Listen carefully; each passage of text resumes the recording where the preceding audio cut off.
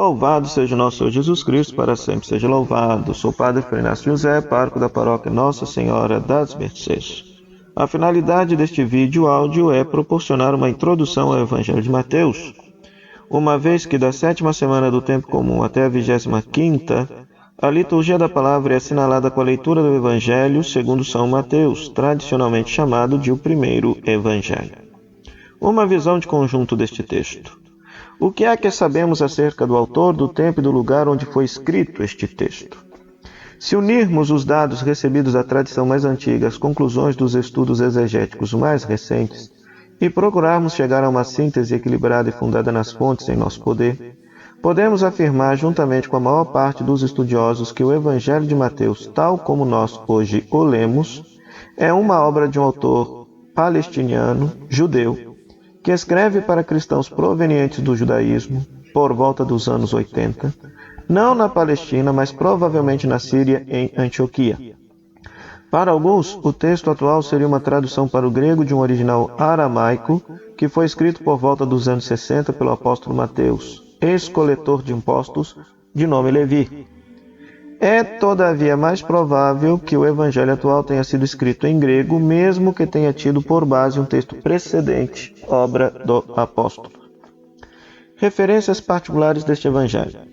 O intuito principal do evangelista é claro, demonstrar que Jesus é o Messias esperado pelos judeus, anunciado pelos profetas, e que nele se cumprem as promessas feitas a Davi e Abraão. Mateus capítulo 1, versículo 1.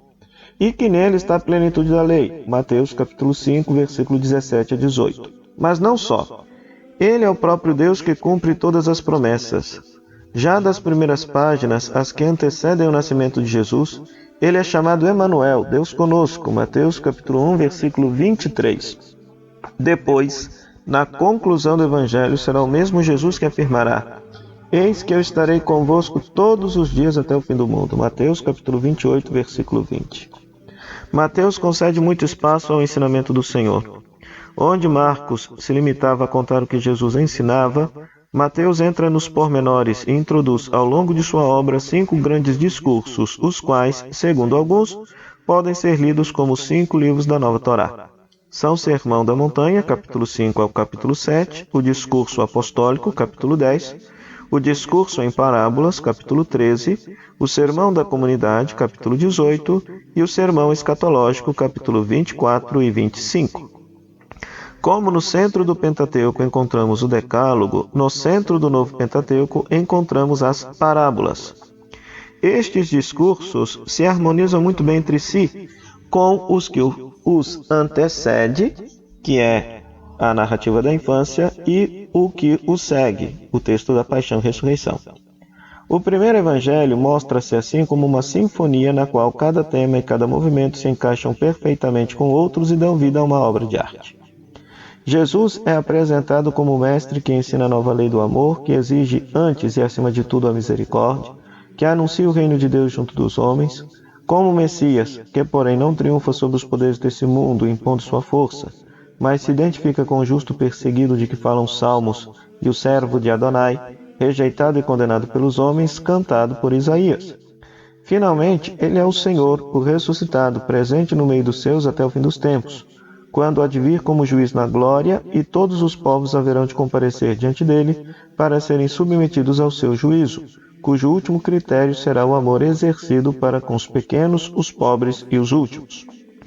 O Evangelho de Mateus foi sempre definido como Evangelho eclesial. É o único dos 4 evangelhos em que se encontra o termo eclesia, para identificar a comunidade dos discípulos, desejada e fundada por Jesus, na qual convivem o trigo e o joio, mas que está encaminhada para o reino e ao mesmo tempo o anuncia e antecipa. Jesus fala aos seus e os instrui acerca do modo como devem ser as relações entre eles e como se devem comportar os que desejam cargos de responsabilidade. Sobre a atitude perante o mundo, uma verdadeira e própria catequese dirigida sobretudo aos judeus, que abraçavam a fé em Jesus, reconhecido como o Messias enviado por Deus pelo seu povo, mas muito válida hoje para quem quiser se tornar discípulo do Senhor Jesus. A linguagem de Mateus é mais correta e mais sóbria do que a de Marcos.